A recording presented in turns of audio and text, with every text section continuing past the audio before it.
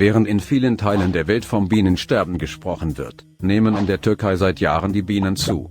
Bauern in der Türkei setzten auf Bienen und erwirtschaften jedes Jahr größere Erträge. Als die türkische Regierung das Amt im Jahr 2002 übernommen hatte, wollte sie es fruchtbarer machen.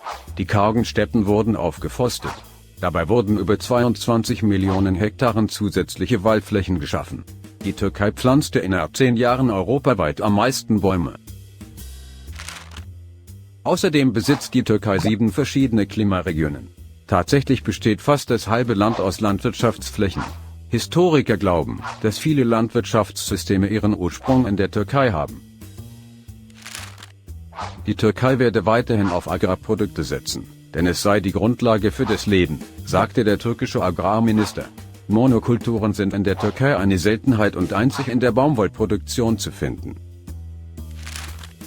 Ansonsten findet man die traditionelle Landwirtschaft.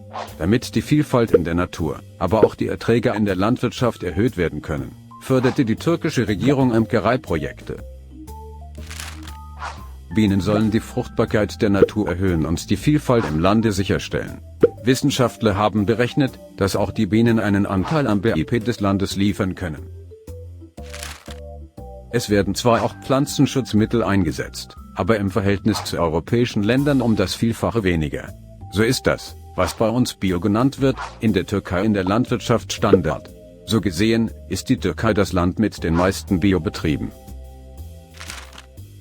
Rund 18% der Türken sind in der Landwirtschaft beschäftigt.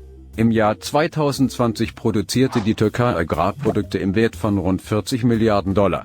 Exportiert wurden davon Lebensmittel im Wert von 24,37 Milliarden $. Dank Unterstützung der Regierung folgen durch türkische Bauern jedes Jahr neue Rekorde. Die Türkei steht in Bezug auf Agrarprodukte an erster Stelle in Europa und weltweit auf Rang 10. Zudem wird auch für die Umwelt Politik gemacht. Eines der Umweltprojekte ist der Elektrotraktor, der in den nächsten Wochen auf den Markt kommen soll. Millionen von Bauern werden dann auf ihren Feldern ohne CO2-Abgase arbeiten können. Auch die Bienen leisten ihren Beitrag, denn seit 2017 ist die Türkei das zweitgrößte Honigproduktionsland der Welt nach China.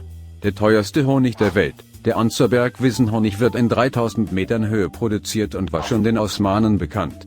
Der Honig soll laut Experten auch natürliche Heilwirkung aufweisen.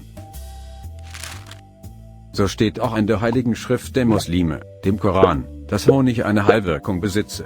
Die Türkei geht mit gutem Beispiel voran und zeigt, was Biodiversität und Umweltschutz ist.